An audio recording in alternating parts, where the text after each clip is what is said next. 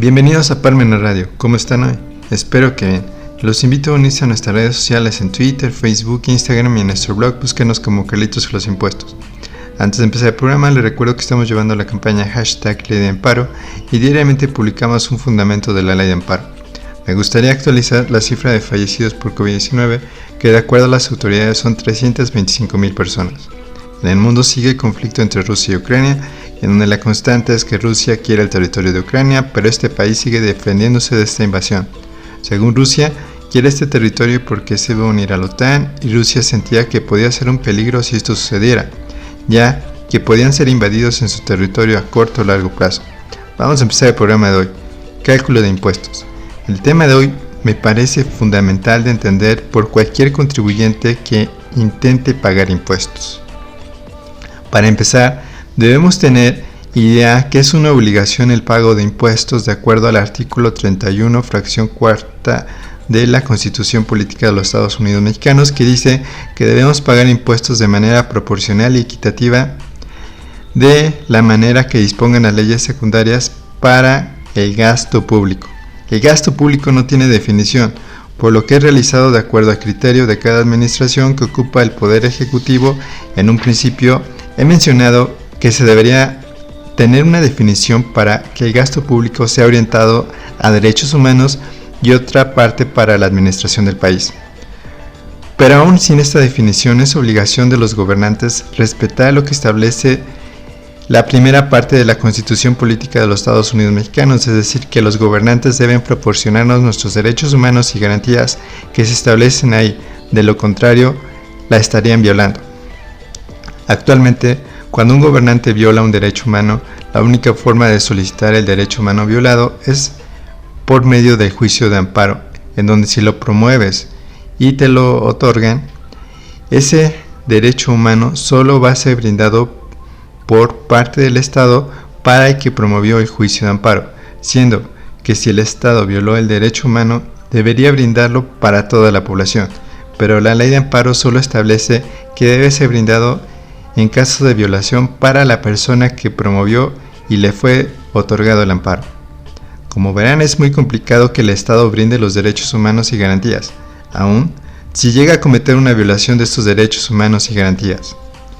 Cada ciudadano debería tener un equipo jurídico para cuando el Estado no brinde los derechos humanos y garantías que se establecen en la Constitución, lo cual es casi imposible, ya que los honorarios de los abogados son muy caros.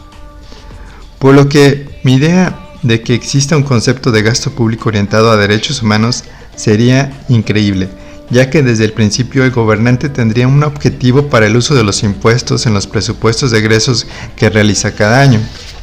Esta idea quería compartírselas antes de empezar a ver el cálculo de impuestos, ya que en algún momento cuando estudié cómo calcular los impuestos me sentí decepcionado que calcular los impuestos sea una tarea tan difícil que si te equivocas tiene como consecuencia créditos fiscales, que son el cobro por parte del Estado de diferencias de impuestos, más recargos y actualizaciones, más las multas, pero el Estado a veces o en muchas ocasiones no refleja el pago de los impuestos de forma correcta. Basta con ser un explorador de la ciudad o el campo, es decir, caminar por las calles, parques, avenidas, mercados, hospitales públicos, escuelas públicas, centros deportivos públicos, lugares de asistencia para la gente en situación de calle, lugares de asistencia para migrantes, lugares de asistencia para huérfanos, cárceles, entre otros lugares, pero estos principalmente para darnos cuenta que falta mantenimiento, medicinas, en resumen, mejores administraciones para encaminar de forma correcta los impuestos por medio de los presupuestos de egresos a todos estos lugares. Por lo que esa decepción de la que les hablé la plasmé de forma general en este libro que se denominó Carlitos y los Impuestos, donde la idea es plantar una semilla para que la gente vea la gran importancia del uso correcto de los impuestos por parte de los gobernantes. Ahora sí, vamos a empezar con el tema de hoy. Cálculo de impuestos. Pero lo vamos a ver regresando de comerciales. Regresamos. Ya regresamos. El tema de hoy, cálculo de impuestos. La primera vez que recibí una clase de cálculo de impuestos no entendía nada. ¿De dónde salía la fórmula para calcular los impuestos?, me preguntaba. Consulté varios libros en la biblioteca de la universidad en aquellos años y todos tenían fórmulas parecidas, pero a veces variaban de una editorial a otra. En clase los maestros me enseñaban cómo calcularlos. Empezaban con sus fórmulas en donde a veces me perdía para llegar al resultado final, que es el pago de los impuestos. Pero les voy a tratar de explicar en una idea sencilla cómo pensó la autoridad hacendaria la fórmula para calcular los impuestos. Existe para empezar lo que la autoridad hacendaria denomina personas físicas, que son los contribuyentes que de forma personal pagan sus impuestos, como sería el caso de un profesionista, un empresario o alguien que realiza un oficio. Después tenemos las personas morales, que la autoridad hacendaria reconoce como las empresas, es decir, las que van a una notaría para crear un acta constitutiva con varios socios, donde normalmente las constituyen con la figura de SADCB, donde después establece nombre como Patito SADCB. Después tenemos las leyes secundarias hacendarias y regímenes fiscales. Las leyes secundarias son, por ejemplo, el ISR, que es para el pago de una parte de las utilidades que llegues a tener de tu negocio. La ley del IVA, para el pago de un impuesto que le adicionas a tu producto y lo tienes que trasladar al gobierno. La ley del IEPS, un impuesto para productos especiales que también lo trasladas al gobierno. Estos son los impuestos principales a nivel federal. A nivel estatal existen muchos, como el impuesto de nómina, el impuesto de hospedaje. De acuerdo a tu estado se establecen estos impuestos estatales. A nivel municipal tenemos el impuesto por mantenimiento y conservación de vía pública. También de acuerdo a tu municipio existen diferentes impuestos. Luego tenemos los regímenes fiscales, que vienen dentro de las leyes secundarias para determinar cómo será la fórmula para calcular los impuestos, en donde normalmente, de acuerdo al tamaño de tu empresa, las dividen en empresas pequeñas y profesionistas con actividades empresariales en recicos, y para las grandes empresas y profesionistas con actividades empresariales grandes les denominan régimen general. Vamos a tratar de explicar ahora las fórmulas, pero antes les quiero hacer un comentario. Lamentablemente, las leyes fiscales no establecen de forma concreta la fórmula de impuestos. Lo que se establece es que son ingresos y que son gastos, en donde cada contribuyente, de acuerdo a su interpretación, va formando la fórmula de cálculo de impuestos de acuerdo a lo que va leyendo en los artículos de esas leyes secundarias de impuestos. Lamentablemente, las leyes fiscales son muy difíciles de interpretar en cuanto a su lectura, por lo que armar una fórmula para pago de impuestos lleva mucho tiempo de poder realizar, ya sea tanto para personas físicas o personas morales. Dije que lleva mucho tiempo si es la primera vez que la tratas de realizar. Después vas entendiendo cómo irla realizando. Vamos a dar las fórmulas de forma general de la ley de ISR, que es la que determina cómo pagar los impuestos de tus utilidades. Para empezar tenemos la fórmula de personas físicas recicos.